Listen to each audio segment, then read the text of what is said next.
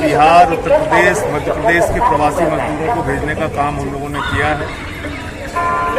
ये जो प्रवासी मजदूर हैं, जो इनका परिवार है, यही वास्तव में इस राष्ट्र के सच्चे निर्माता हैं। लेकिन दुर्भाग्य से इनको बिल्कुल अंतिम पायदान पर रखा गया और इस पूरे लॉकडाउन के दौरान जबरदस्त अनदेखी इनकी की गई। सरकार से जो मदद इनको मिलनी चाहिए थी, जिस तरह से इनको सही समय पे ट्रेनों से पहुंचाना चाहिए था, वो नहीं किया गया और जिसके कारण प्रवासी मजदूरों को अपार कष्ट उठाना पड़ा। उनके पांव में छाले पड़ गए, उनके मासूम बच्चे मां की अटैची पे सोते हुए रास्ते का सफर काटे, दुर्घटना का शिकार हुए, उनकी जान गई। और मैं समझता हूं उन सबको सच्ची श्रद्धांजलि ये होगी जिन प्रवासी मजदूरों ने लॉकडाउन के दौरान या श्रमिक ट्रेनों में अपनी जान गंवाई है। उनको सच्ची श्रद्धांजलि यही होगी कि इस मुश्किल की घड़ी में हम सब लोग एकजुट होकर इनके साथ खड़े हों, इनकी मदद करें और जो भी इनकी आवश्यकता है, रोजगार से संबंधी, घर पहुंचाने से संबंधी, या फिर जो स्टूडेंट्स हैं उनकी जो प्रॉब्लम है, जो बाहर रह रहे हैं, उसमें हम उनकी क्या मदद कर सकते हैं, हम सबको उसके लिए काम करना चाहिए, उसमें उनका सहयोग करना चाहिए। शुरुआत में तो आप लोगों पे भी आरोप लगा कि आप लोगों ने बस लगवा दिया इन लोगों के लिए और बॉर्डर पे छोड़ दिया। आरोप तो लगाने के लिए कोई भी आदमी स्वतंत्र है, कुछ भी आरोप लगा सकता है।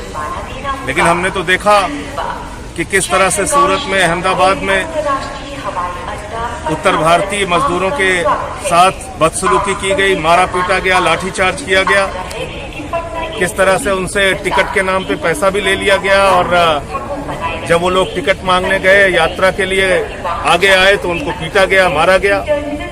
ये तो हम लोगों ने देखा है कि क्या हुआ है इस देश में। आरोप कोई क्या लगाता है, सच्चाई क्या है वो लोग जानते हैं। सर, हजारों मजदूरों में ये 200 मजदूरों का चुनाव कैसे हुआ सर? प्रवासी हजारों मजदूरों में जो लोग हमारे संपर्क में आए, उनमें से 42 बसों से इसके पहले भी लगभग 1200-1300 मजदूरों को हम लोगों ने भेजा। जो बचे रह गए थे उनको फ्लाइट के माध्यम से अभी भेज रहे हैं और आगे भी जो बचे रहेंगे उनको बस से भेजने की व्यवस्था करेंगे।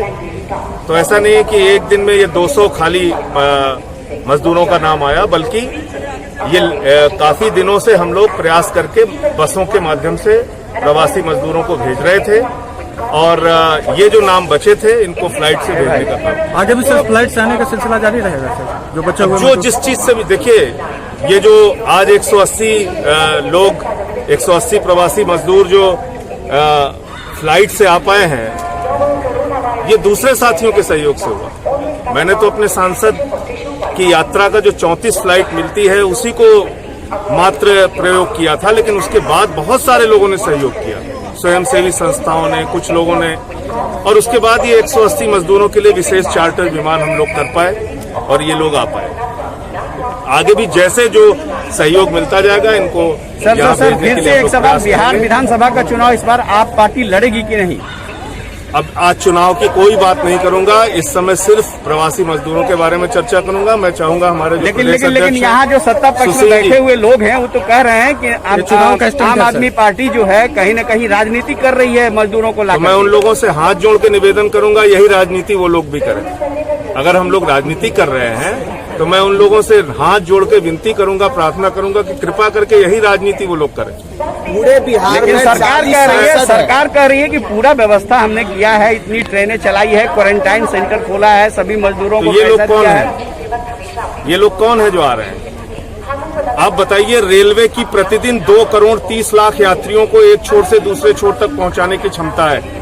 अभी तक कुल 57 लाख मजदूर इतने महीनों में पहुंचाए गए, काफी लंबा समय लगा दिया और उसमें उनकी जान चली गई, उनका जीवन संकट में आ गया।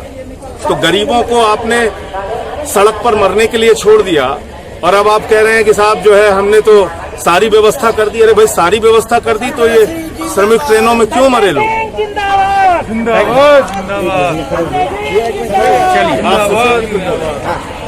मैं एक तो संजय भैया का दिल से धन्यवाद दूंगा प्रदेश अध्यक्ष होने के नाते कि पूरे बिहार में 40 सांसद और 16 राज्यसभा के सांसद है और उनकी सत्ता चल रही है केंद्र में और राज्य में भी, लेकिन उन लोगों ने एक बार भी पहल नहीं किया। लेकिन बिहार के जिस तरीके से यहाँ का पलायन हुआ, दूसरे प्रदेश में लोग प्रवासी बने हुए थे और रास्ते में कम से कम 40 से 50 लोग ट्रेनों से लेकर पैदल और एक्सीडेंट में मारे गए। इस काम को पहल किया हमारे संजय भाई ने, तो पूरी यूनिट बिहार की इनको दिल के गहराइयों से बधाई देती है। और मैं फिर एक बार पुनः कहना चाहूंगा कि कुछ तो शर्म करना चाहिए यहाँ के सत्ताधारियों को, यहाँ के नेताओं को जो सांसद बन गए हैं। कम से कम मीडिया में एक बार आके झूठा ही सही कह देते कि मैं अपने खर्चे से मजदूरों को ला रहा हूँ, तो बिहार के लोग अपने आप को सौभाग्यशाली समझ लेते। उन्होंने 1 साल पहले ही चुनाव में उनको वोट दिया था। तो ये बहुत बहुत धन्यवाद। मैं